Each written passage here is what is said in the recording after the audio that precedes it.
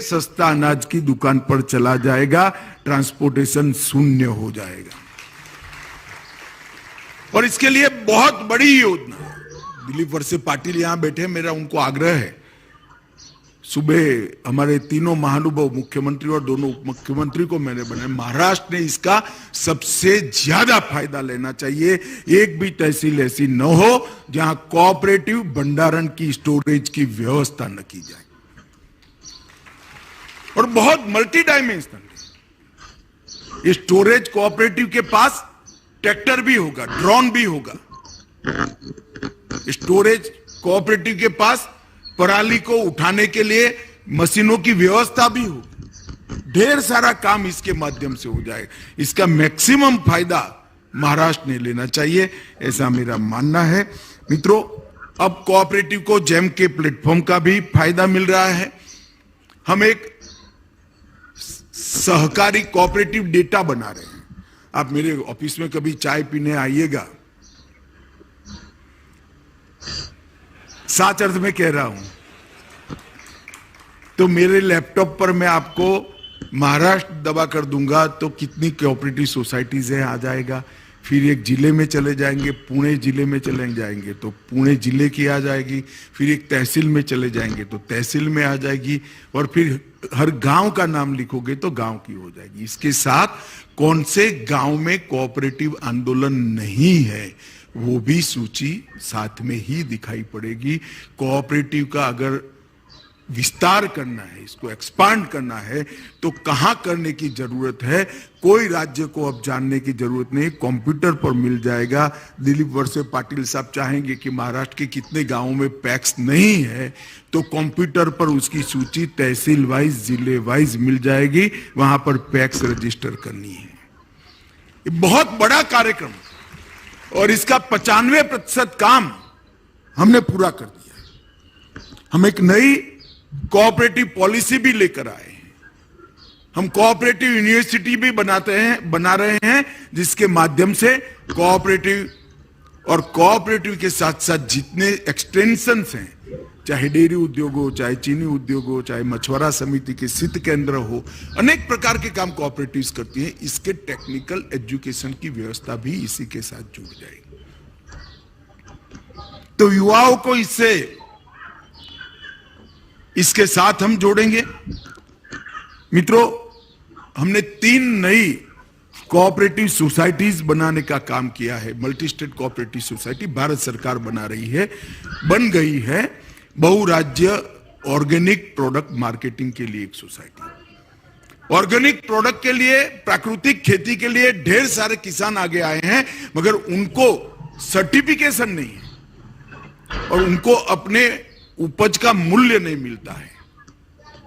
एक multi state cooperative society बनेगी जो पैक्स से एपेक्स तक, जहां जहां किसान ऑर्गेनिक फूड, ऑर्गेनिक कृषि उपज बना रहा है, उसको परचेस कर भारत ब्रांड के साथ इसका मार्केटिंग कर इसका पूरा मुनाफा वो किसान के खाते में वापस देने का काम आज जैविक सोसाइटी।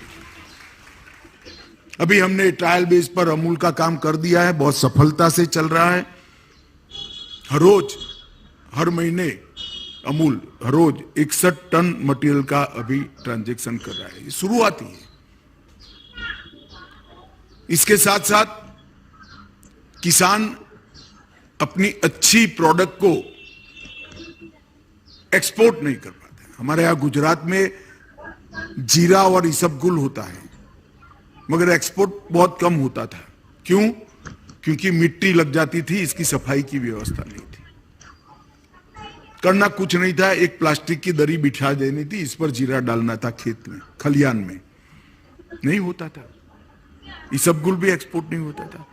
अब ये मल्टी स्टेट एक्सपोर्ट समिति किसान के पास से या पैक्स के पास से एग्रीकल्चर प्रोड्यूस को खरीदकर दुनिया भर के बाजार में बेचेगी, और इसका मुनाफा भी मिल्क कोऑपरेटिव की पेटर्न पर सीधा किसान के पास जाएगा। वो मल्टी स्टेट कोऑपरेटिव नहीं रखेगी। एक्सपोर्ट का फायदा मेरे किसान भाइयों को होगा।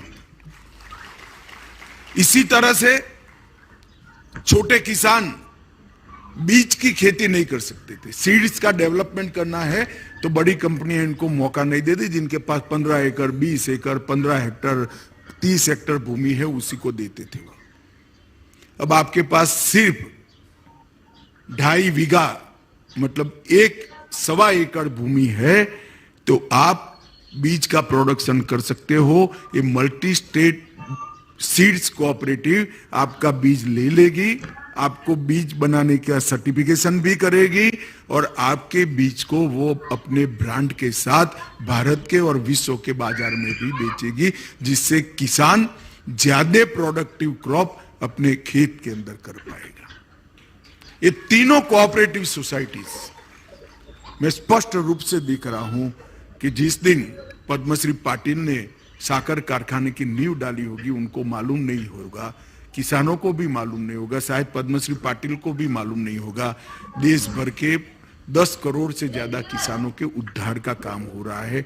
ये तीनों सोसाइटियां ऐसी है जो आने वाले दिनों में हमारे देश के करोड़ों किसानों की समृद्धि का मार्ग प्रशस्त करेंगे। पहले कोऑपरेटिव के साथ स्टेप मदर अप्रोच से व्यवहार किया जाता था। अब मोदी जी के नेतृत्व में किसी की हिम्मत नहीं है कोऑपरेटिव को स्टेप मदर अप्रोच से देखने की। हमने समान व्यवहार की।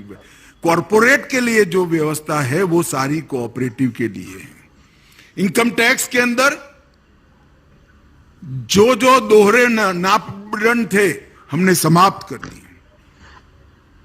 31 मार्च को मैन्युफैक्चरिंग आरंभ करने वाली 31 मार्च के बाद मैन्युफैक्चरिंग आरंभ करने वाली समितियों को 15% दर का फायदा मिलेगा। टीडीएस में 3 करोड़ की उच्चतम सीमा भी तय कर दी। कैश भरने की सीमाओं का भी एक्सटेंशन कर दिया। और ये अभी अजीत दादा ने कहा कि कितने सालों से शुगर मिल का प्रॉब्लम पड़ा था। किसी ने कहा 10,000 करोड़ माफ हो गया, किसी ने कहा 10,000 नहीं, पेनल्टी और इंटरेस्ट गिन लो तो 30,000 करोड़ हर्षवर्धन भाई ने बताया। भाई मैं अलग दृष्टि से देखने वाला आदमी हूं। 10,000 करोड़ माफ हो गया, पेनल्टी के साथ 30,000 करोड़ माफ हुआ, रिट्रोस्पेक्टिव इफेक्ट से हुआ, वो तो है ही, मगर आगे लगना ही नहीं है, वो भी हो गया, सालों तक नहीं लग सकता। और जो कोऑपरेटिव का कंसेप्ट है, मुनाफा किसान का है, मुनाफे पर किसान का अधिकार है, उसमें सरकार टैक्स नहीं लगा सकती। ये सिद्धांत का तत्वतः भारत सरकार के वित्त मंत्रालय ने स्वीकार किया। इस समग्र सहकारिता आंदोलन के लिए बहुत बड़ी बात है, जो आने वाले दिनों में हमें बहुत बड़ा फायदा। और मैं तो मोदी जी का आभारी हूं, वित्त मंत्री जी का भी आभारी हूं। कभी भी रिट्रोस्पेक्टिव इफेक्ट से टैक्स बेनिफिट नहीं दिया है। केवल और केवल ये साहस नरेंद्र मोदी कर सकते हैं और कोई नहीं कर सकता। सहकारी समितियों के अधिभार को पहले 12% था, अब 7% कर दिया। मैट को भी 18.5% से 15% कर दिया। और क्रेडिट गारंटी